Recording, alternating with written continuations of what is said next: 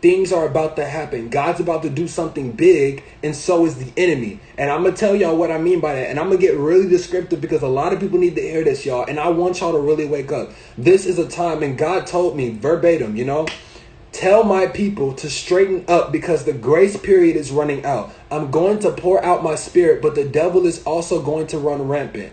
More and more revival is coming, but so is destruction. If the devil isn't playing games, what makes you think that I am? And my friend got a vision. While I was praying, my friend got a vision.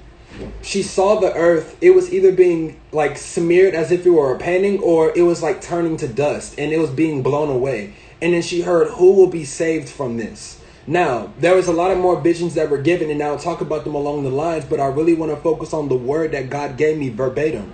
And I want to just go down to that. So, I want to talk about, this is verbatim what God said. Because I was praying last night, and it was just so much revelation being given. So, I heard that people walk around claiming the name Christian, but are you really a disciple? Are you really a child of mine? These so-called Christians have tainted my name. They hold their hands with sin and marry death.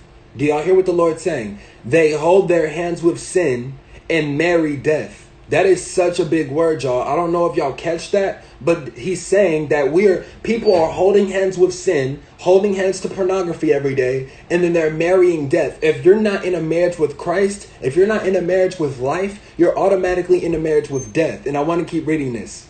I heard they will dismiss my words, and this is what God's saying. They will dismiss my words, and they will dismiss all the signs, miracles, and wonders I have performed. Even though I sit in front of them, they choose to not see. I'm sure I seen someone, and this is what my friend said. This is verbatim what she's saying. I heard I seen someone, and she believed that it was Jesus. He was on his knees and praying, but he stopped praying and got up. He was wearing a robe, and the robe was red. And I heard, stop restraining me. Let me go out of the cage, out of the box, and let me go freely into your lives. And the visions that we were getting, it was number 1, Matthew chapter 13, the parable of the sower.